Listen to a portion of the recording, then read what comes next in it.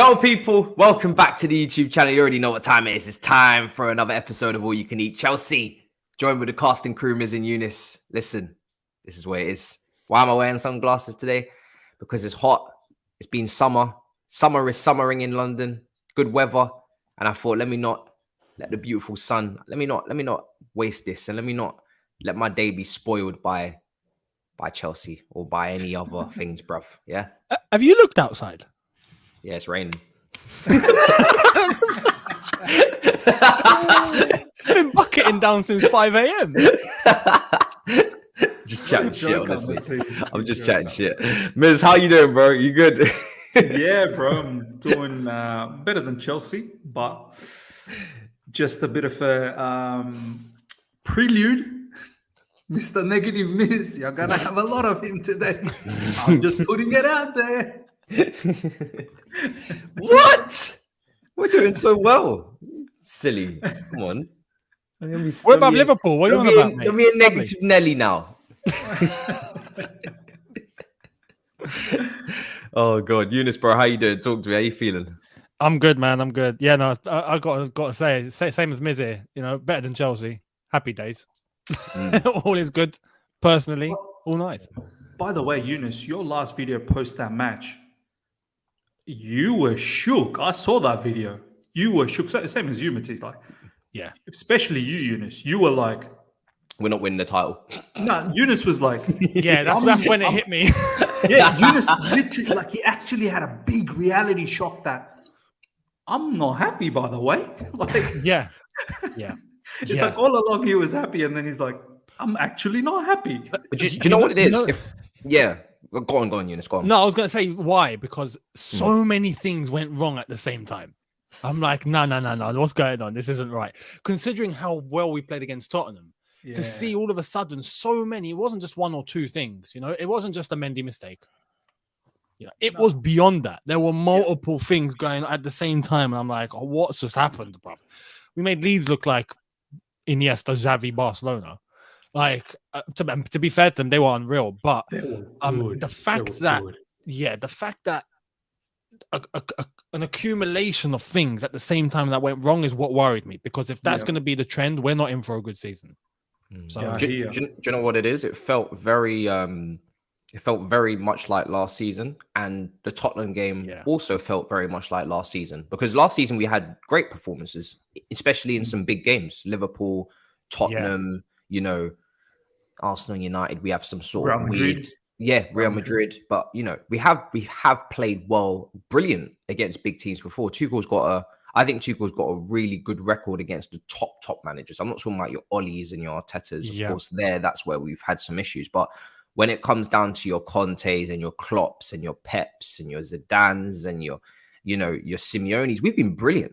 We've actually really, really been good. That's not the issue. It's consistency, and it's literally, you know, in these other games where we are the favorites, we are expected to dominate, we are expected to dominate the ball, we are expected to carve out the opportunities to win those games at 2-0, and Leeds, they just completely obliterated us. Like, it was just an annihilation of fuckery. It was mad, because not only did we have individual errors, which, by the way, at some point, because we've had so many, we have to start looking at why do those occur, not just because it's unlucky, because it's not unlucky to have similar amount of individual errors to Everton, you know, similar around about home record to Everton last season, I think, something like that. A team that was in a relegation scrap.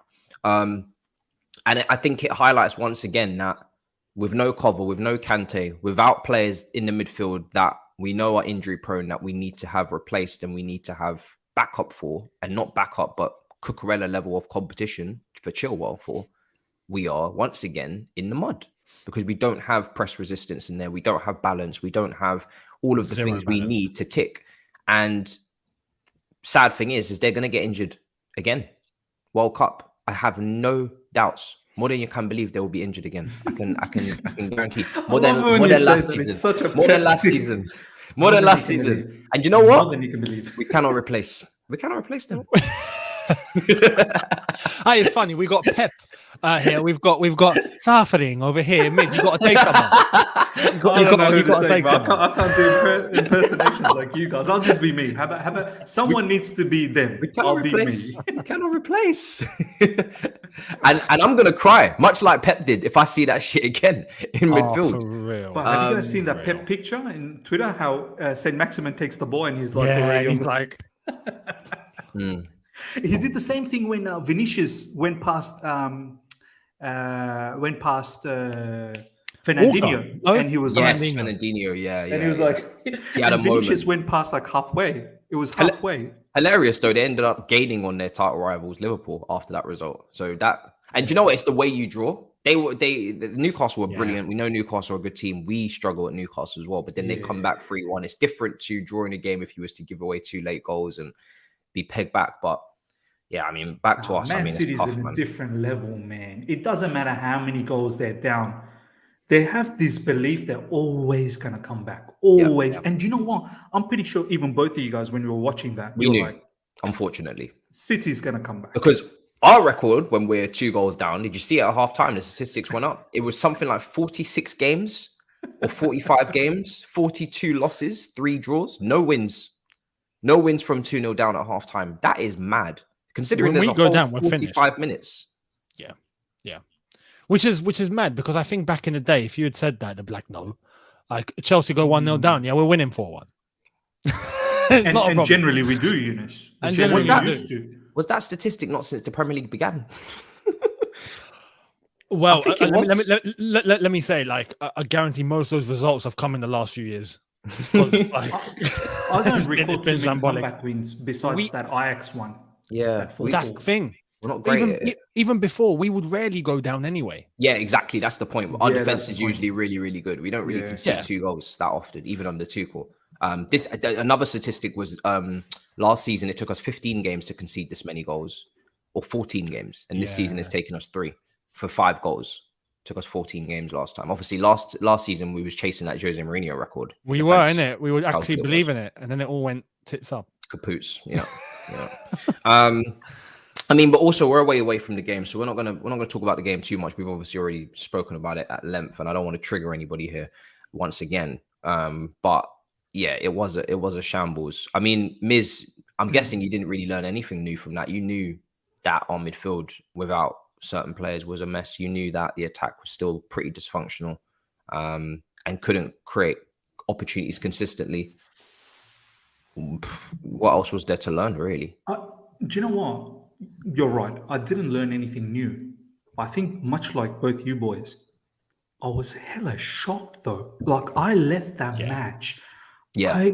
I couldn't speak for post-match for like 15 minutes. I had to let Ishan, my co-host, bro, can you talk? Because for me, it was a shock. Like we've lost before. And we'd be like, you know what? We didn't play good, man.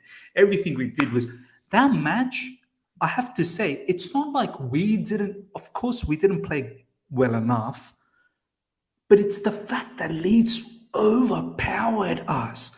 Leeds showed us that they were the dominant team. Like they were the big club and we're the little chihuahua that's come in to, tango with them. Like that's what shocked me.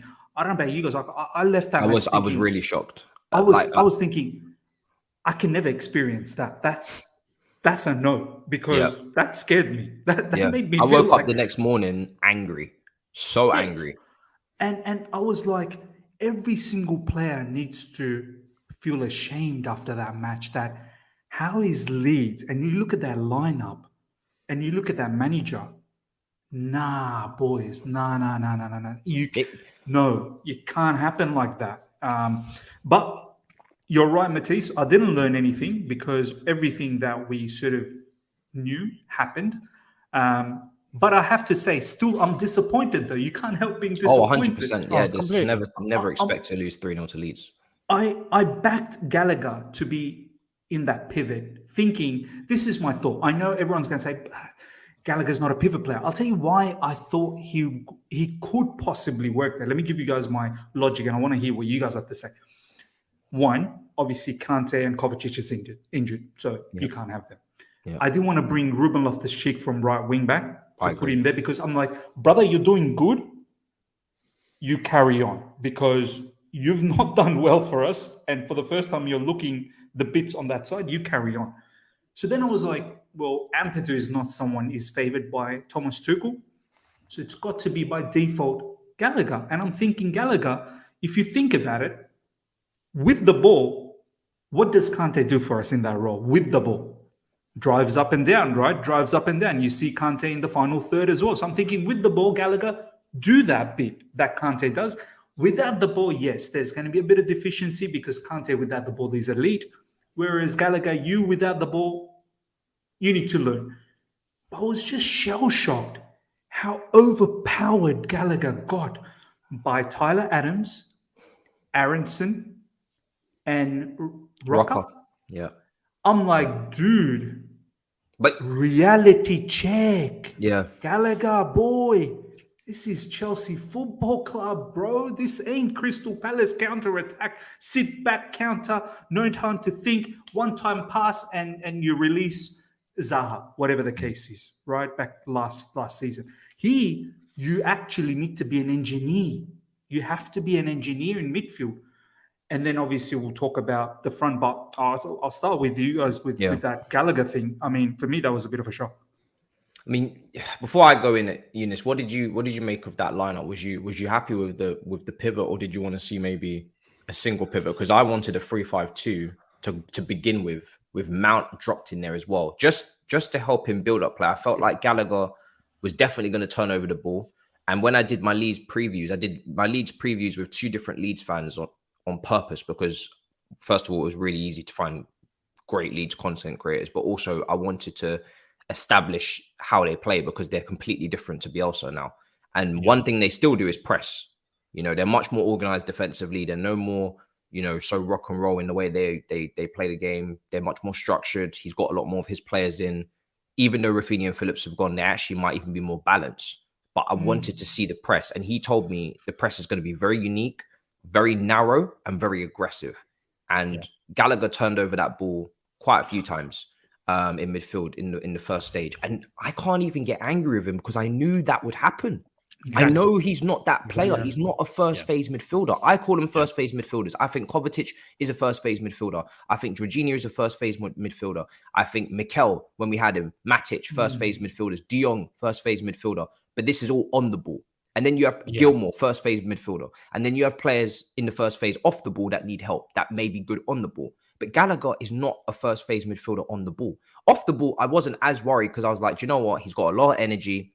I know he'll get about and he'll cover the spaces and hopefully he'll win some tackles, win some duels, which he did. His duel success rate was actually solid. He actually won a lot of his duels. I think Squawka managed to get a whole stat line up of his duels won and success rate. And it looked him look like man of the match. Yeah, it made him look man in the match, but in truth, he wasn't. But I couldn't really get onto him too much in my review because I said I can't do that because I know this. I said it in pre-season. I felt like Gilmour suited this more than him in terms of the system. Now, I'm not one of these people that will say, oh, if you just put somebody else out there, we would have won. Because if Gilmour goes in there, he probably gets out-muscled and out, fought in a way, because you could say that they would have overpowered us again because it would have still been 2v3, which is what you mentioned. Yeah. Which is why I wanted the 3-5-2, because I wanted Mount to drop into his natural position, Gallagher to be in his natural position, 2 8s, and Jorginho, and they help him. And we dominate the midfield first before we even think about going forward, because Leeds away was always going to be tough. And then if that doesn't work, maybe you even look at a 4-2-2-2 and you get Gallagher and Mount just ahead of Loftus-Cheek and Jorginho, go to a back four, maybe. But this is all in-game. If it's not working, like I said, you change that in-game. I'm not really going bananas because he played a back three, because I still think you have to play a back three with some of the players that we have. It makes sense. But yeah, Gallagher in a pivot is not for me, man. I said it in pre-season. I just felt like the only position he can really play in this system is probably in Mount's position. It's got to be one or the other. Or you go to a 3-5-2 or whatever, but he's just not good enough. He's not press resistant enough. And their press was even stronger. Maybe if you do it against a team that won't press, then you'll be fine. That just sit back, then you're fine. But Leeds away? Yeah. Car crash. Problem with this and analyzing Gallagher is how much it exposes Jorginho. This is why I was worried about Gallagher playing there in the first place. If we had a defensive midfielder, again, we're going back to this point. If we had a DM, right, someone who is an in and out proper defensive midfielder that can sweep up and get stuck in off the ball and protect that back line properly, then okay, cool. I think we'll have enough leniency to play Gallagher in that role. We'll be able to go, okay, you know what? He might make a mistake or two, but we're covered. We're not covered. We're completely not covered. Gallagher exposes Jorginho left to fend for himself. We've known what happens for a couple of seasons, what happens when Jorginho has to fend for himself. He can't do it. Maybe once or twice out of 10, he'll succeed, but that's not good enough. So it's a case of, we knew coming into this that Gallagher in a double pivot with Jorginho, not happening. I think on the ball, there were aspects there where it seemed like he was successful in his passing, a couple of times his distribution, lost the ball a few times though. I honestly think him not even being close to the ball, him being away from the ball, and we're trying to defend is where he let so much space.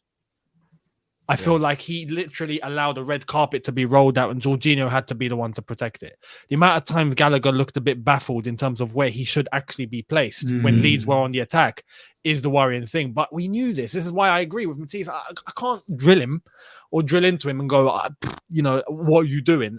I don't think he should have played there, but what are the alternatives? The other only alternative would have been Loftus-Cheek. Yeah. Now, the whole thing about Loftus-Cheek at right wing back against Tottenham looked good. We've seen it against Madrid, looked good. Is that sustainable? I don't think so.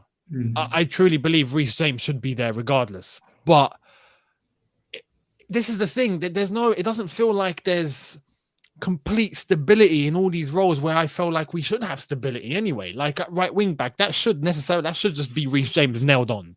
But it's not, because we're worried about our defense getting exposed. Exactly. Yeah. It's all a little bit makeshift, and I feel like this is why with a week to go in the window, we need to get a defensive midfielder, man. And if we don't, I honestly fear that if we get more injuries, this is a preview, we could be in trouble in midfield. Because if you lose the midfield, I feel like you've lost the game. Yeah, it's always been the way. But it's always been the way. For me, in simple terms, for me, Jorginho's perfect pivot partner on the ball is Kovacic when we're being pressed, and his perfect partner off the ball is Kante when we're defending or when we need to defend. If he's got Kante next to him, we see what happens against Tottenham. Really good performance from both of them. Unfortunately, one goes off injured. Jorginho has a little error or a big error, but that can happen. It shouldn't happen. He should have really got rid of it, but it is what it is. Yeah. On the ball, we've seen beautiful football, press resistance. Playing out from the back from him and Cover, lovely 1-2s, beautiful. If he doesn't have either of them, it's long. It really is long. And I don't even think Loftus-Cheek is a solution because he's not really a pivot player either. No, exactly. He would have got mauled as well. He would have got mauled in the middle. And he did move into the middle second half. Yeah, he did. Yeah, second half. We had him as a 6, and I really don't like that. Do you remember when he moved into the 6th row? And I looked at it and I said to myself, where's Loftus-Cheek playing? And I said, please, on God Almighty, on this watch along, I said, please don't let it be the 6. And I opened my eyes and I looked and I gave it a couple minutes to marinate, let the chicken marinate. I said, damn. He's a 6. What's that aroma? I'm sensing, I'm smelling a 6. I said, wow, we are in the This is the thing. Man United are about to have better midfield balance than us with Casemiro. That's the word. Balance. We have zero balance. There is zero balance. If Kovacic and Kante are not there, there is zero balance. And we've been there before. Last season, without Kovacic and Kante, what happened? It's mad how this hasn't been addressed properly with a week to go in the window. Yeah. See, this is where I want to interject and say, yes, it hasn't been addressed, but how many times us boys have said, what about Ethan Ampadu? Give this lad a chance. Give him a opening. Yeah.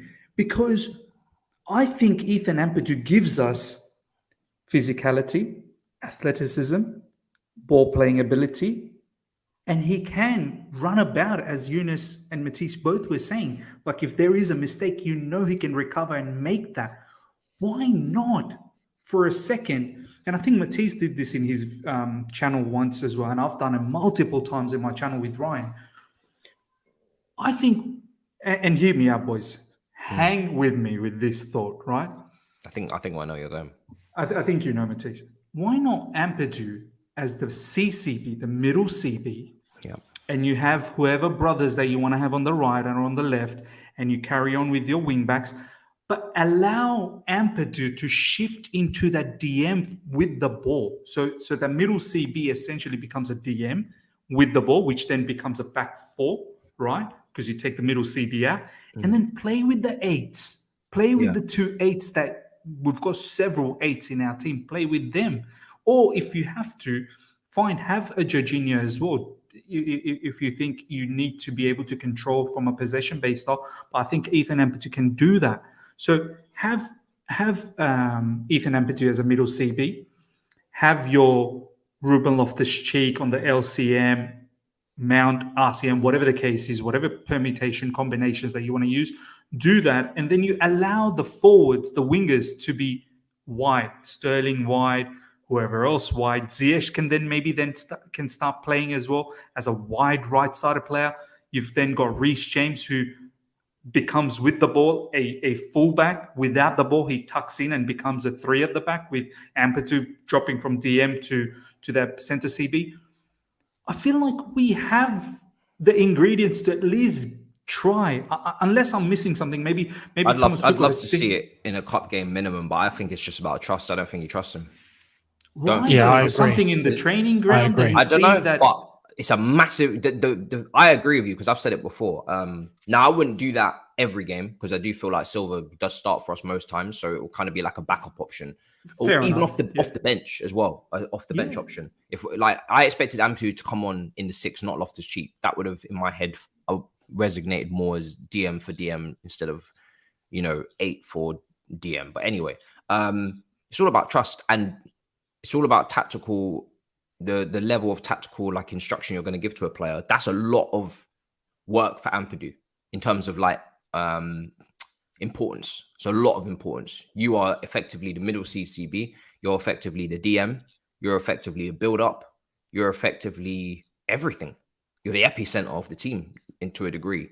And he probably just doesn't trust him to do it. And I think if he was an undisputed world-class player, I think he'd be given that role, and he'd be doing exactly that. Because I've seen Marquinhos do it for PSG under Tuchel. But he's not undisputed, and he's not world-class. And he's probably got some errors in his game, to be fair to him, because I know sometimes he does commit a few silly fouls. And I guess Tuchel's not willing to go through that period with him. I don't know. Yeah.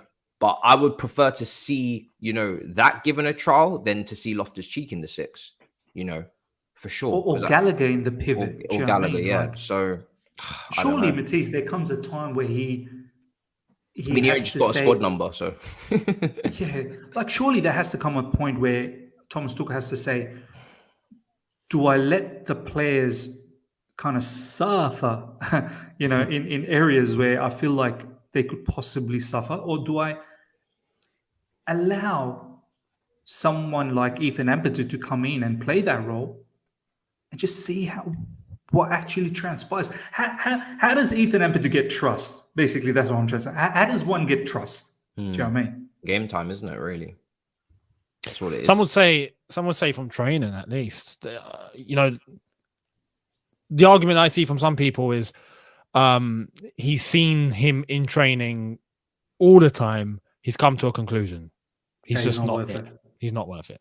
Yeah, now, but for us, we're like, yeah, no, you know what? Give him a chance. He should be sold then, shouldn't he? We need, well, exactly. And if that's the case, then just, he actually might. Italy, there's Italian clubs interested in him, isn't it? Yeah, but it's a loan, Younes. Apparently it's a loan. I don't get what another loan is gonna prove. It's this midfield situation is quite mad, because we need a solution. It would be mad to send Ampadu away, not give Gilmore a number, don't buy anyone, and stick with what we have now. That's suicide. Unless if we can keep Kovacic and Kante fit for the whole season, which we know is 99.9% impossible. What's going to happen is we're going to rush them back. Yeah, we're going to come back to the situation again. Because we're panicking. Kovacic is meant to come back. Already, I'm worried. He is, and apparently it could be a bit too early. Yeah, and then he's going to pull up again, and then he's going to be out for even longer. That's what's going to happen. It's happened time and time again. Kante is going to come back just before Deschamps is ready to break his legs again. You know, so this is what we're dealing with all season in a World Cup year where there's more games. I mean, you've seen the fixture list right before the World Cup. You've seen the dates. We're not getting through that. You think Cameron Cover and Kante can play twice a week with them little gaps there, with them 2-3 day gaps constantly, and both of them are going to play in the World Cup. Both of them are going and critical, and they don't want to get injured. No, and with Kante specifically, Kovacic, we'll see, but Kante worries me because do you remember last season when he got injured and we were like, you know what, now he needs a good time out to fully recover, like let his body fully get back to how it was. Yeah, that way that injury is gone. We had the entire offseason. He didn't go to the United States for preseason. He stayed here. He had one preseason game or two. Udinese, he played there. He had that game against Bournemouth when the lads were away. Yeah, that was it. He looked good. We gave him all the time. He recovered. We took his time. Everything's nice. Get ready for the season. He's looking good. Plays a couple of games. Boom. Hamstring gone again. We can't do more. That's it. We can't do more. In terms of recovery, there's not more you can do. That worries me. And you know what, Younes? Thomas Tuchel, post that injury of Kante, actually said in the press conference, he actually looked great. He's physically started to look strong. So even he's baffled now that, as you said, what more could we have done to prevent that? Nothing. Especially for a hamstring. Nothing. When you accumulate injuries like he has in such a short space of time, because he hasn't always been injury prone. In fact, his injury record was stellar.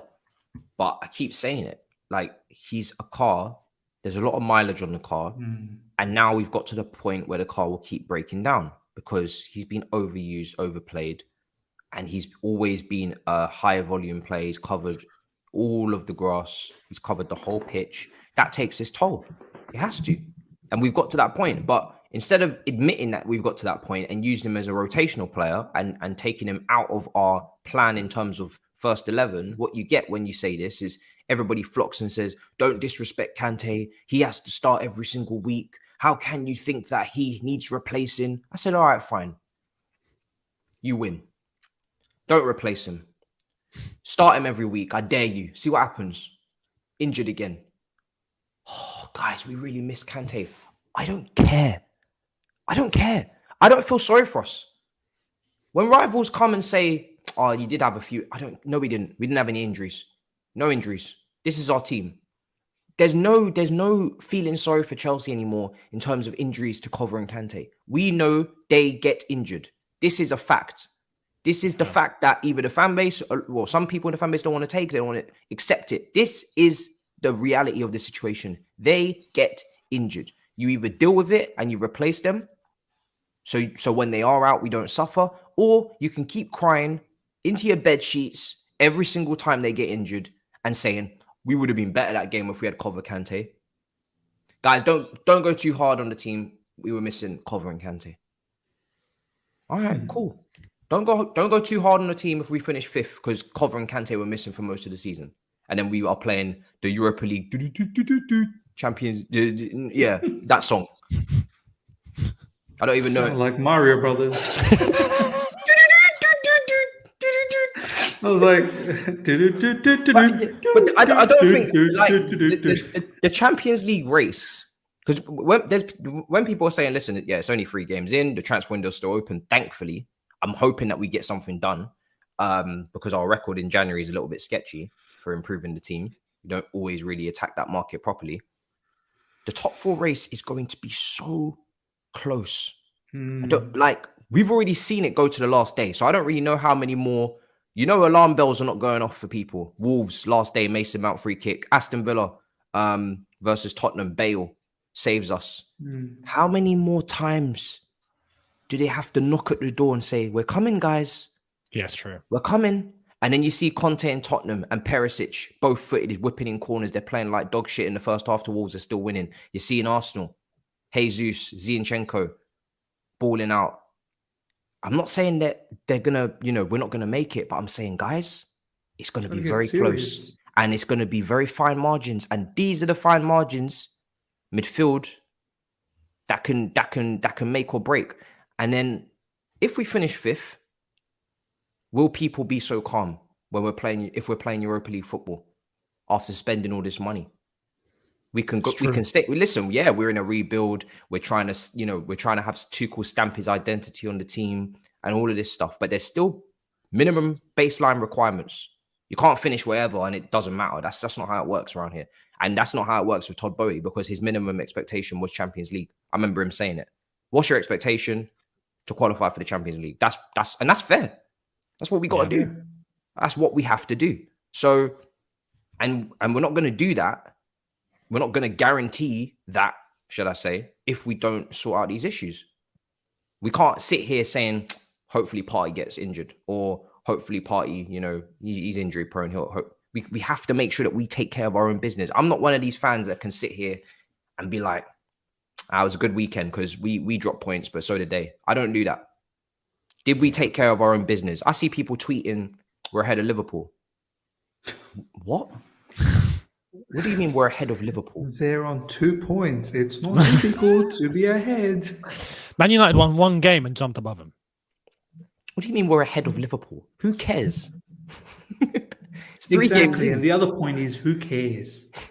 Hey, guys, we're above 20th. I don't really... Do you know what? I don't care about points right now. I really don't. If we had the same points at this point, but I'd seen different things, it would be different. If we had... It depends how you get the points, right? If we had absolutely dominated Leeds and we had created so many chances and we walked all over them, and then, we just didn't finish, and we knew that we were trying to get a finisher in. So that was it. And then Leeds got a scummy penalty and they won the game. I'd be like, do you know what? Cool. That's not gonna happen every week. But getting clapped up, that could happen more often than we think. Wolves are a good team. West Ham are buying Paqueta, is it, from Lyon? Wolves got Younes. Newcastle just got Isaac. Money's being splashed, man. And you know what? Just before Younes goes, I just wanted to throw in, I wonder if we have a plan for that Chukwuemeka, because it seems like Thomas Tuchel's been talking to him on the training ground, the footage, personally holding him, talk. I wonder if he's someone that we throw into midfield. I don't know where. I fell for this 6, before. 8, but Hudson-Odoi. Do you remember when he used to give him them little cuddles after games as well? But surely Matisse for 20 million. For 20 million. Well, we just spent money on this guy, so I'm hoping he's not just 20 million decor of the training. He's not a DM though, so. Well, he's just what is he as an 18-year-old? What is he as you can be anything, right? As 18, you can. I'll mold you into whatever I want you to be. Maybe he's molding him into the DM. I don't know. But did he mention him in that list? Because that list really triggered me when he mentioned the midfielders, and we didn't necessarily need to. He didn't mention him. He didn't mention him, but he said, "What more midfielders do you want? We have a lot of midfielders." And I was like, surely you should be seeing the differences of the characteristics that you have in your midfield, and you only have one player that can play that Jorginho kind of role. Surely he knows that. Surely he knows that. Surely. You're not thinking, Jorginho's skill sets can be easily transferable to Gallagher. Gallagher can do that. Surely you're not thinking that. Unless you're banking on Kovacic, but you also know he gets injured a lot. So yeah, I'd like to think that he sees it the same way that all of us do. Hopefully he's bluffing. Yeah, and he's or he's trying to play it down. I saw one suggestion that he could be just not protecting his players, but protecting the club in the market. Because if he makes it public that there's a deficiency in midfield, then all the clubs will know if Chelsea come in for their midfielder, all right, put the price up. They're desperate. If I hear that and I think, okay, but still, there was no need to say what he said at all. He could have just dodged the question. Younes, at this stage, I think everybody knows. We're paying overs for Fofana. This is the thing. We're bidding 60, 70 million for Gordon. I think everybody knows we got money. Younes. It's true. They must know by now. Anthony Gordon, Younes, 60M. Can we talk about that? It's mad, isn't it? I don't know what to say. Now, my logic is in life. If I don't understand anything, I ask questions. Some people's logic is cult, and I don't understand it. I don't particularly like it, but fuck it. Let's have it right. That's a good philosophy. And that's fair enough. That's probably a better way to go about it in a way, because peace of mind. When you have that attitude, there's no stress. There's no like critical thinking. There's no like, actual discussion to be had. The fuck are you talking about? Let's have it actually right now. There's nothing to say. He's got the minerals. Don't know where we're going to play him. Don't know if he starts for us. Don't know if he improves us. When we look at the data, when we watch him, does he really take us to the next level for 60, 70 million? Like, really now? This is big money. Well, I thought it was. Is he bang this team? Because I know if you spend 60, 70 million on a midfielder, I know bang. Bruno Gomes, I know bang. Yeah. From Newcastle. Rafinha, Dembele, bang, bang. So is this another bang, or is this another one for the future? Because I love the future. I think it's wonderful to think about the future. So many, things, global warming, loads of things in the future. I can't wait. But what about right now? What about right now? Is this a massive weakness at right? Because it seems like right wing back is where he's apparently going to play. But then why are we chasing Fofana? And if somebody can explain that to me, how that makes sense, I'm all ears. Because Gordon plays right wing back. I assume James plays right side centre back. And you keep Trev and Azpilicueta for depth. Loftus-Cheek, right wing back depth. Cool. If you're signing Fofana, I assume Reece James goes to right wing back. Loftus-Cheek for depth. Fofana, Trev, Azpilicueta for depth. Now, unless I'm missing something here, is he going to right wing? And if he's going to right wing, I've watched his goals. I'm not a comp merchant, but not a single shot has been on purpose, by the way. They've all been deflections. They're all deflected. And he's only had one Premier League season, like proper season, right? Which was last season, where we're really talking about him. The output's not great. Now, he's not in a great team, but I'm looking at the dribbles attempted versus success rate, and he's not a cent maximum. So what are we really paying for? I know he's hardworking. He's gonna press, and he's got potential, and he's gonna give it his all. He's English, bro. And I'm not even taking the piss. He's like English, he looks like he's got a clear, fresh head. He's gonna come in here. He's not gonna think about the past, like maybe Pulisic and his dad, and he's not gonna be Hudson-Odoi, Bayern Munich. He's fresh player that we can. But we've just had loads of 21, 22-year-olds who. Potential, and waiting. And now we're going to sign another 21-year-old who potential, waiting in a team that needs output right now. And I'm not even saying this is for the title, because I said it last season. We're not winning the title this year. I said it. People are like, that's a bit negative. I said, don't care. We're not winning the title. I'll tell you that right now. Yeah, we're not winning the title. No, we're winning the league. This is for top 4 I'm talking about. By the way, to everyone that's going to watch, negative Matisse. Not me. This is for top. Like everything that I'm fighting for, in terms of like, should we get this guy? Should we get that guy? Does that make sense? This money could be spent better. This is for top 4. I'm not talking about anything else. I'm not talking about even closing the gap right now. I'm talking about top 4 with Tottenham and Arsenal, who are very good teams, and we have to respect to a level now. But you know what's mad? You see all the opposing fans, right? All the fans of the oppositions, every single one are seeing the amount of money that Chelsea are spending and going, like, I got asked, Big Six, when I came in for you. And I'm like, oh, what's the objective? I'm like, it's not for the title this season. It's a view to try and go for the title next season. But for now, under new ownership and trying to build a new team and trying to get Thomas Tuchel what he wants, we want a minimum of Champions League. But from that aspect, afterwards is to go for the title. Nearly every one of them was like, spending that much money, no, you're going for the title, like surely. And I'm like, I see it. If I was an opposing fan, if I see someone splash out 300 and something odd million, you're going for the title. So it's mad that the amount of money we're spending, and it's still the same case of, yeah, we're trying to get top 4. Like for this season, we're trying to get top 4, and we understand why. But the opposing fans, all the other fans are like, no, you should be going for the title. What are you doing? It's actually mad. Do you know what? People talk about this future, right? Future, it's a future. There will be no future if you don't take care of the present. That's the issue. Like, if you don't take care of the present, I kid you not, even Thomas Tuchel won't see the future that you think that he's, creating for us.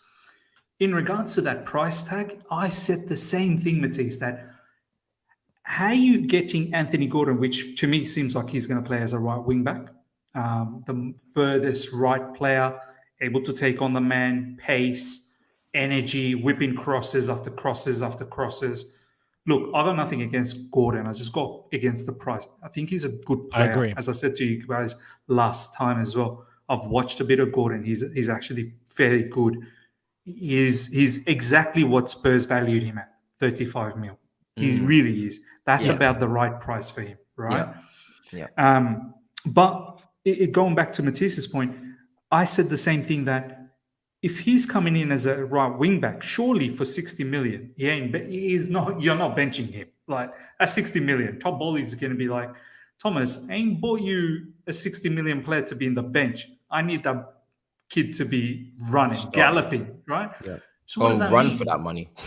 Yeah, run for that money. So what does that mean? Reece James as a RCB, and then you're also splashing 80 mil, less average, right? 80 mil for Fofana, who once again I think is a very good defender, but let's not act like there will be never another defender coming into this world ever again. Like all the defenders are disappearing. Fofana's the only one left in this world, and we are buying him for 80 million because he's a lost commodity. There will never ever be another defender after Fofana. We must get him for 180 million, if so be it. Do you know what I mean? Like, it's mad. Like, there's Skriniar, there's this, there's that. I know whether they want to come or not, that's a different story. But I'm just saying, the money that we are throwing is borderline shameful for some of these players. And going back to the point, so you get Gordon, Reece James possibly RCB. So then what? Fofana CCB. So what? Silva just relaxes. Like, Silva will play. I get it. There'll be rotation. But it just doesn't make sense to me. And then on top of that, boys, here's the spanner. Sending Chalobah on a loan? How do you think Chalobah feels as a player when Rudiger and Christensen gone, and he's thinking, surely my time is set now at Chelsea Football Club? And plus, he had a fairly decent season. In a particular season where there's no Rudiger, no Christensen, and Chalobah still finds himself on a loan. I mean, he must be thinking, I will never have a future at Chelsea Football Club. I never. He's not. I mean, he's like what, 23? I don't know. I don't know what the point is. I mean, I don't know. Well, he's gonna get. Apparently, he's gonna get a chance at Inter Milan. I'll tell you, he'll become that next Tomori over there. Watch. Yeah, I agree. And do you know what he's gonna do? AC are interested as well. That Chelsea, he's gonna sign for Inter Milan after. With a nice cheeky little buy option of 26 million. And if AC going for him as well, can you imagine the Chalobah Tomori thing going on there? That would be San Siro battle. Yeah, and that would be incredible. Here's the last spanner before Matisse, you go to the next topic. I don't appreciate what Fofana is actually doing at Leicester. Let's have it right. I understand you want to play for Chelsea football, but the fact that your head is not in the right space, how like what? Seems to be a trend or something. It's a trend. Yeah, Leicester seems to be a trend. There are other players doing the same thing now. Like, oh no, their head's elsewhere. I'm not training. Fofana, if in 2 seasons' time you're at Chelsea Football Club and Bayern Munich comes knocking on your door, it's a bit mad, isn't it? Yeah, I'm watching you, brother. I'm watching you. If Bayern Munich comes for you, or PSG, because you're a French boy, I know you're a French boy, and you want to make it to the French international team for this World Cup. If PSG come for you in 2 years' time, because PSG are apparently were looking for him, but they see that 80 million valuation, mad. They thought he's a 50 million, which is right, which is about right. They come for you and you do this to Chelsea Football Club. See what happens to you, brother. See what happens to you. Your headspace. Oh, you don't know where your head's going to be. Your headspace. Because you're lucky the Leicester fans, I don't know too many Leicester fans, but if I was a Leicester fan and I see this brother moving this way, I'd be like, do you know what? You got 5 years. You're staying here. It is a bit mad considering he had a massive injury and they reward him with a new massive contract. Yeah, exactly. And he just goes and does this. I listen, Chelsea, and that's actually really well put, Miz. That's a really good stand back point, because as Chelsea fans, be like, look, he fucking wants to come to us, big chest out, bring him in. He fucking loves it. Fuck Leicester, fuck you. Yeah, we're the bigger club. Go and suck that, suck your mum. Listen, when we actually sit here and actually deep it, he's had a massive injury. A leg break, and they've given him a new contract, and they've been like, we're gonna 5 years, 5 years, like big. And the first summer, brother's not, hopefully, the best thing that for him to do would be, every time I look at the way that someone leaves a club in a very nice way, I think it's like Eden Hazard left us. You know what I mean? Yeah. Like it's exactly how I feel, right? Chelsea are a bigger club, Champions League football, trying to compete for trophies. I want that. I'm tempted. I'm not going to lie. If a bid comes in, I would want to go, but you've done a lot for me. I'm going to stay. I'm going to keep doing what I have to do. If it happens, make it happen, please. But in the meantime, I will play for you and I will do my best. And then if the time comes and you can make it happen because I want it to happen and I go, thank you very much, and I'll leave and I'll forever be thankful. I think that's the best way you can do it. I agree. Some would say what he's doing is actually helping Chelsea, because if he didn't do that, then get him. Chelsea would just not get him. 80 million. Thanks for the help, Fofana. But thank you so much. Yeah, he signed a new contract. Yeah, he signed a new contract, so he knows he has to do this to get out, because otherwise he'll be there until like 2025, 2026. His contract runs out in 2027, I think. But to add to this as well, back to your point on the money spent, which was, I totaled it to be 150 million, 80 plus the 70, 150, right? We spent 150 million on Fofana and Gordon on top of the money we just spent for Sterling, Kukurea, Chukwuemeka, Koulibaly, American goalkeeper in Chicago Pizza, etc. We got so much money now, we could actually buy players and they don't even have to be here. They're in fucking America. That's for the future. Global warming and that. But for the future. We spent 150 million, say, on them two, just to get back to the untouchable defense that we had. Right? And we're not done. But we still need the midfielder. But we can get that next summer, because we're still in a rebuild. We're not going to get everything at once, but we will suffer for the midfield. Right? And then the attack, we will suffer. After spending all that. So, and it's funny because, I think the past regime have to take blame, because Rudiger, Christensen, both of them worth about 50 million each minimum. For sure. From what Tuchel built them up to, turned them into, turned Jorginho even into Kim Kardashian at the gala, sitting next to each other in Milan or wherever the hell they were. I don't know where it was, some fashion show. Put Rudiger in Real Madrid. Now he's at left back doing up runs and commentators laughing. He can't quite believe his eyes what's going on. But Christensen, I think he missed Barcelona game. Whatever happened there happened. I don't know what the issue was, stomachache or whatever. No, have you seen the recent one where Christensen played? Interesting. Here's a quick thought before Matisse, you go again. Barca played with the back three in their league game against Rio Vallecano or something like that. Someone I can't Rio remember de Janeiro exactly. or something like that. They played three at the back, and AC played the middle CB. And guess what AC did, Matisse? Was he with the ball? Was he on? He stepped into DM. Oh, for fuck's sake! Because you know who their midfielders were. Because you know he can. Because he can. Because you know who their midfielders were. Pedri and Gavi. Yeah. So they're not. There wasn't Busquets. So with the ball, Christensen was Busquets. And then it became a 4. And Pedri said, back three allows us to keep more possession and box the opposition in. And he probably would have trusted Christensen more because he's more senior and he's proven it. Champions Ball League playing CB, bro. Yeah. Ball playing CB. So, yeah, we have to thank the previous regime for not getting them contracts sorted because they both wanted to sign at some point if we had just paid them up. And, yeah, maybe people will say they asked for too much money, but, I mean, look how much money we're spending now. 80 million on Fofana. 200K a week. Talking about the previous regime, I mean, the amount you've just listed, the amount of players that we've bought, the amount that we spent, to just replace that. And we're not done. Yeah. I honestly think like Roman is somewhere in the world, like on his phone, like Marina. What the fuck are they doing? Like, why are they having to spend 200 million just to replace what we lost for free? Bro, did we sell all of their centre backs?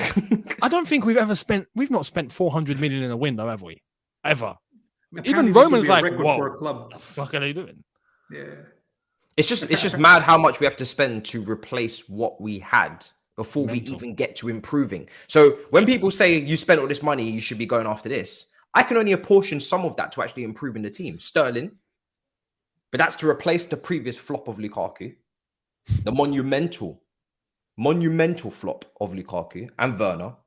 So Sterling's only just coming in to replace them. And then you've got all the defenders are just replacing defenders that we've lost for free. True. So all I'm really seeing in terms of actual improvement is obviously Cucurella and Sterling, but like that's replacing Alonso and that's replacing Werner. So that's like a leg up. But everybody else is just at the moment just replacing what we already had. Koulibaly replaces Rudiger, etc., etc. It's insane. It's absolutely insane. And obviously we play Leicester next. I don't think Fofana will play that game, or he'll probably score an own goal. And knee slide in the corner flag. Lads. Yeah, knee slide at the corner flag, and you know when Malouda and Drogba did the drums. Oh yeah, I can imagine Fofana playing the guitar and like Silva doing the drums behind him. The Leicester fans stampeding onto the pitch trying to kick the shit out of him. And everybody's like, "That's proper Chelsea right there, yeah. That's proper Chelsea." Then, like you said, 2 years time, Real Madrid come calling. So, guys, I have a surprise for you. Transfer request. Fofana training with Hutchinson or something. but on this match, quickly, boys, is that off the back of that Spurs game, I did not expect it to go the way it did against Leeds. It was a complete 180 reverse of the momentum. Off the back of the Spurs game, you expect a 3-0 victory for us against Leeds. Yeah. That narrative seems like, yep, that makes sense. Off the back of that Spurs getting thumped by Leeds, that story don't make sense to me. Because what happened? But this game against Leicester, it's got to be a W. I'm sorry. Oh, it has to be. I mean, they've not even bought anyone. I can't sit here anymore, boys, and say, let's just have a look what happens. We got to stay patient, this, that, and the other. No. We need consistency. We need to see now these group of players that have been under Thomas Tuchel for a while now. And Thomas Tuchel is slowly getting his way. I don't know if you guys have been noticing, boys. Players like, obviously Lukaku, Werner, Emerson, they're gone. Malang Sarr, gone. Ziyech has one foot in Amsterdam already because Anthony's probably going to Man United. Callum Hudson-Odoi very close to Bayer Leverkusen. I can't wait to watch Bayer Leverkusen. I can't wait to see that, yeah. Honestly, so many watch-alongs coming. Quick plug, the other side of the coin. You're going to get a lot of watch-alongs. Bayer Leverkusen. He's actually getting his way in terms of players that are leaving. We need to start seeing progress in terms of football, yeah. Because not everything is done, it doesn't mean that we can't improve. Yeah. I'm not expecting title win because we haven't got everything. I'm not expecting even challenge right now because we haven't got everything. But you want to see improvement. If you've got more players that suit what you're trying to do, you expect improvement. We can't say we can't see any improvement until he has everything that he needs, because that's not going to happen right now. That's going to happen hopefully maybe next summer, and then hopefully some in January. But we want to see up the stairs. You got Sterling. You have to get the best out of Sterling. You still like Kai, to my knowledge. So we got to get the best out of Kai. You got to work with Kai. Kai's got to work with you. We have to find the best form of Kai. You like Mason. You want to play Mason in that role. You were going to get Rafinha and play him at right wing back. We all knew that. Matt Law said it. And I can actually see how that would have helped the team. Cool. Got to get best out of Mason. Kukureya's in. Koulibaly's in. You got to get the best out of him. And, you know, I've seen Pep play fucking Delph at left back. You're not always going to have every single person, but if you've got more of what you wanted, then you should be able to get more out of what you've got. And Werner, Lukaku, these players were anti-football. They were anti what you wanted. Anti, you know, Tuchel ball. I agree. You know, cool, they're gone now. Ziyech doesn't fit your system. He's leaving, like you said. So the more we rack up players and we get them out and out and out, I don't even really care if the finishing position is still the same. Third, it would actually be kind of in line with, you know, what we've done anyway. It's about how we go to third now this season. Can we do it in a more enjoyable way? There's no sanctions now. There's no drama. Everything's all calm. So you expect improvement. And the points tally last season, I always say, yes, the points tally wasn't great, but I definitely believe we would have got more, take away some of those circumstances and just have a normal environment and atmosphere. But now I want to see that. I want to actually be able to say, there's the points tally. Like, it's actually there now. It's not bullshit. This is actually the points tally. Shouldn't be going backwards. Shouldn't be regressing. So yeah, it's pretty clear for me. But we'll have to see, man. Leicester's a big game. Like you said, we have to win. We have to win that game for the good of the team, for morale. And you know what? I went to the open training session and the finishing, bro, was absolutely horrendous. You went. I watched a bit and I was a bit baffled with how there was one drill where they done within a tight space and it was quick passing between the bibs and the non-bibs. Yeah. And two that were neutrals. And the amount of times that there was loss of possession after about 2 passes, I'm like, no, lads, you got to be doing better than this. Like, we know that drill. Do you know what's so great? Because I went to training. Because I was like, after a 3-0 defeat, I think there's no better time than to go and see them actually train. True. And when I was watching the finishing, I said, no wonder why you lot can't put the ball in the back of net on the pitch when it matters. In training, there's no pressure. There's no pressure. There's no atmosphere. There's no closing down of the defenders. There's no unbalancing you. You know, there's no shrug to your shoulder. There's no crowd shouting shit before you take the shot. You're in training. There's a few little toddlers down there screaming your name. There's probably max 3,000 people, 4,000 people. And I'm seeing the shooting against Kepa, and it's average. People are ballooning it over the bar, shot straight at the keeper. I'm like, what the fuck? How are we going to score goals if you guys can't even finish in training? Yeah. And it just makes sense. It just makes sense how it happens here. And then it goes over there and you put it in a competitive environment with defenders there, because there was no defenders in this shooting drill, by the way. It was literally layoffs. No pressure. Just bounce it into the coach, bounce it back off, take the shot. Bounce it into the coach, bounce it back off, take the shot. People are missing the target, Ms. Younes. Who were they? That's outrageous. Sterling was having some shots. Ziyech actually had some decent shots. Everyone was mostly Sterling was doing shooting practice. I don't know why the rest of the attackers weren't, but I'm seeing shots off target, over the bar, straight at Kepa. I'm like, bloody hell, man. The finishing is not, because you know, if it was like a Hairline, bottom corner, Kane, bottom corner, Son, bottom corner, just ruthless, constant goal. Them toddlers would have had a lot more to cheer about, because they you know, Kevin De Bruyne, left foot, right foot, bottom corner. For us, it's just such hard work.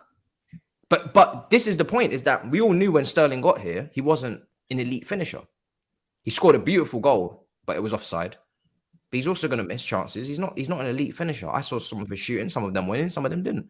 Some of them went over the bar. He missed the target sometimes. I was like, he's not a finisher.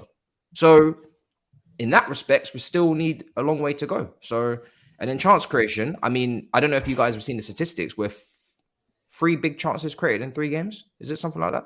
Yeah, I saw that. I'm not surprised, man. Who's creating chances for us?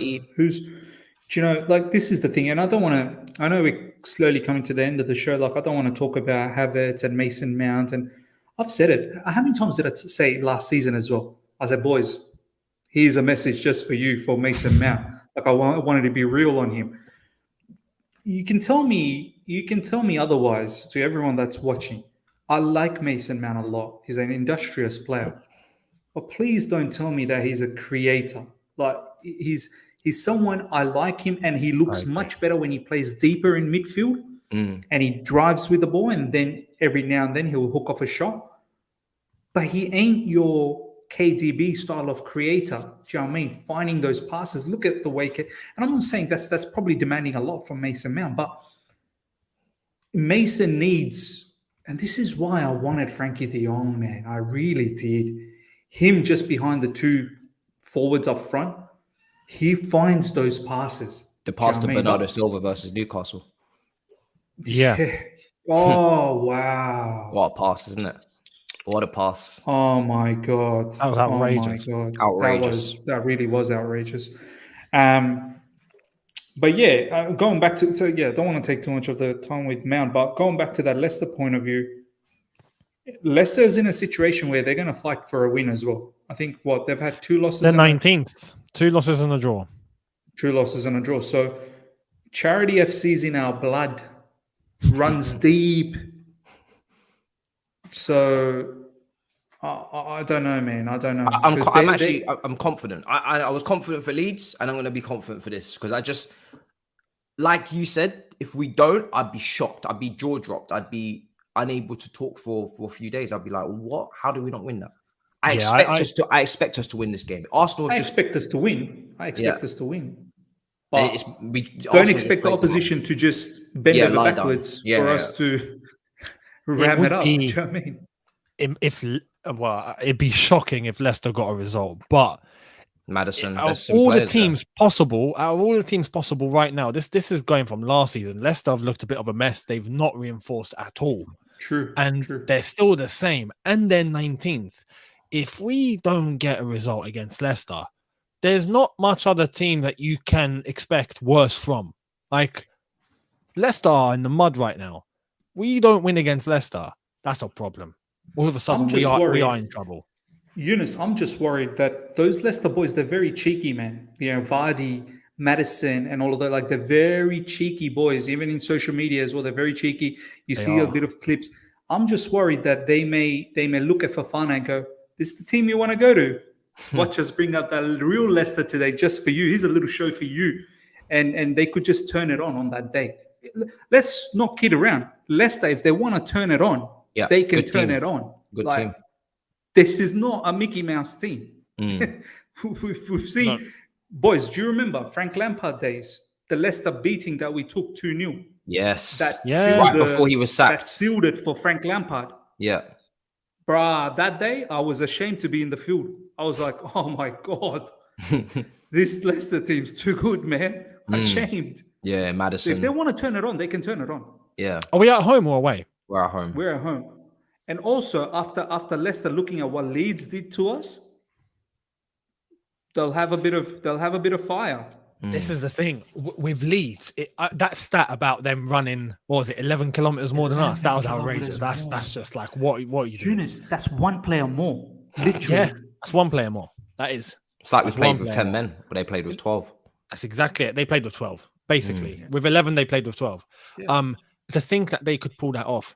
If there's anything that Leicester can do to try and beat us right now, it's not going to be technical. I don't think it's going to be, even tactical. I just think it's, you want to go out there and leave everything on the pitch, you have the better of Chelsea. Yeah. And if they come out and they do what Leeds done, then we need to be careful. It would be mad if we, as I've said, if we didn't get a result, especially at home against Leicester, that would be mad. I'd like to think, I'm with Matisse on this, I'd like to think we win, surely. Surely.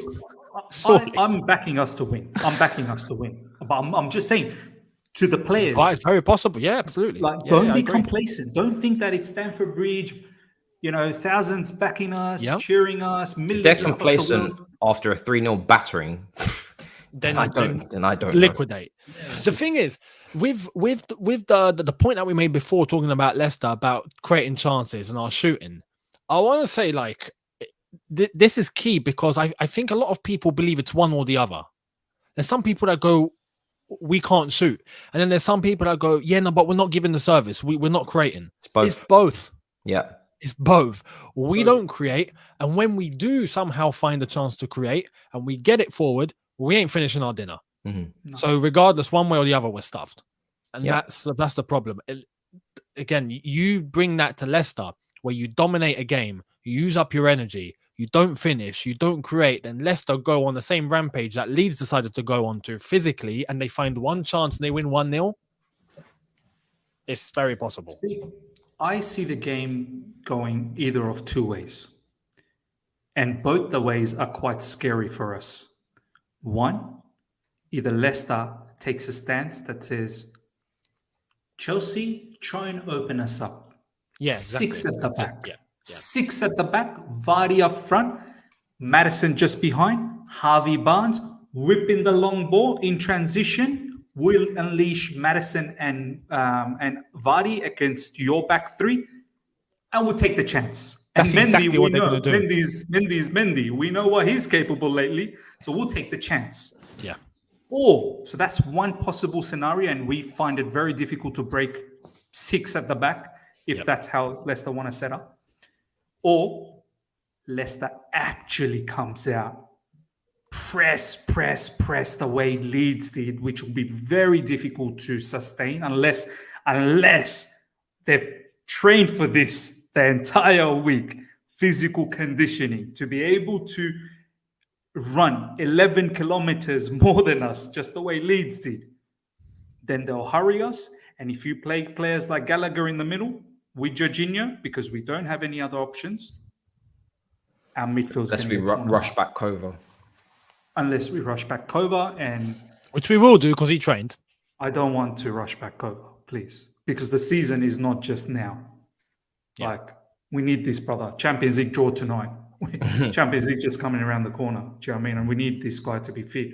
So I need to see some street smart from Chelsea. I really do. I need to see some street smart from Chelsea. I need to see some street smart from Thomas Tuchel. You should be beating Leicester at home. You've got superior players. Yeah. Get the job done.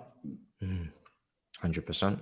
We shall see if it does get done, hopefully. But we're going to wrap up because it's been a great show. I think we've tackled a lot of things. And there will be better days where we beat teams and we play well. But at the end of the day, it's all about consistency over 38 games. And this is the bread and butter. And Man City in the cup, listen, whatever will be, will be. I still want to see Chukwuemeka. I still want to see Broja. I still want to see those players given a chance, because I need to see what they can bring to the first 11 when it comes to the bread and butter, which is the Premier League. I love a great day out at Wembley as much as the next person, but we have to. Tuchel has to. This team has to make top 4, because somebody ain't making top 4, and it's going to be an uncomfortable conversation for that club. And I don't want it to be us. Yeah. If it's Arsenal, it's uncomfortable. If it's Tottenham, it's uncomfortable. If it's us, it's uncomfortable. Dare I say, if Liverpool keep getting injuries, it would be uncomfortable for them. It would be whoever didn't make it, it would be extremely uncomfortable. It cannot be us. So we have to make it. I don't really care how we get it done. Well, actually, I do care. I care very much how we get it done, but I'm very worried about just getting it done right now. So, because the competition is going to be fierce. And anybody who doesn't think it's going to be tough, you only have to look back at the last 3-4 seasons of last day of the season. Chelsea just about scraped top 4. Sometimes we don't even do it ourselves. Sometimes we need other players to do it for us and score hat-tricks. So if you think that it's going to be easy, when it's actually the competition's got better, then you're living in the twilight. But Miz, let them know where to find you, bro. Pleasure. Yeah, the other side of the coin, very close to 16,000 now. I think 150 subscribers away. So help me out. And I just want to throw a message. I'm someone who actually follows the comment a lot because I want to interact, because I feel like this is the best Chelsea discussion group out there. I don't think you'll get a better one out there. And this is not like me boasting or anything. This is legitimate. Like us boys, we see a lot of content makers out there. You're not going to get a better one of Chelsea. When you comment, don't just comment, oh, that's just negative. Like, actually come up with substance. Like, understand what each one of us said, or even what I said. Understand the angle that I'm coming from, and actually come up with a succinct, a rebuttal that actually makes sense. And instead of just saying, oh, Miz is just negative. This is not me being negative. This is me painting a picture and making you think. Or else I could just sit here, blue flag flying high, and just go, let's have a ride, Minerals FC. You know, you guys would be thinking, well, this is not intellectual. This is not having a proper discussion, is it? So we want people to make us think as well. That's what I'm trying to say. And people are going to think, why is Matisse on mute? Sorry. I didn't realize I did that because I had background noise. But yeah, Younes, let them know where to find you, bro. Pleasure. No problem, man. No, good point from Miz. Absolutely. The comment section is where not just feedback, but good discussions happen in there. Not just for us, but all amongst yourselves as well. So make it happen. And yeah, for me, Younes Talks Football, keeping up to date with all the latest, just to give you guys a little bit of an update as we approach the end of the show. And I think once this airs, we might get more, but Aubameyang is going to become a blue. He's on, apparently he's already left. He was on the way to the airport to fly over to Paris to complete the deal. It's basically done. He's left Barcelona. Brilliant. So brilliant. Happy days. That's come from Gerard Romero, by the way. Happy days. Yeah. I'm on my blood clang, yeah. Come on. Yeah, no, we got to start. We got to start. Yeah, we got to start getting ready for that. Troops is on everyone's hit list right now. So yeah, I might have to actually speak to Troops. Yeah, that would be hilarious. 100%. Matisse, you're gonna have to stop falling in love with Omar. I know you don't like him, bro. Come on. No, it's not even that I don't like him. I just don't know if that's the solution. I mean, it's not a solution. We still need more, which is insane. Right? I'm on my blood clang. No, it's not. Come on. It's not a solution. But hey, this is Troop's best friend. Hopefully, I've got. Listen, at the end of the day, I'll tell you this before we wrap up. I've got more hope for Aubameyang than I did for Ronaldo, so I'm happier. I'm definitely happier. We've come to a compromise. Yeah, we've definitely come to a compromise for sure. Everybody, smash up the icons. Big up your damn selves. In a bit, people. Peace.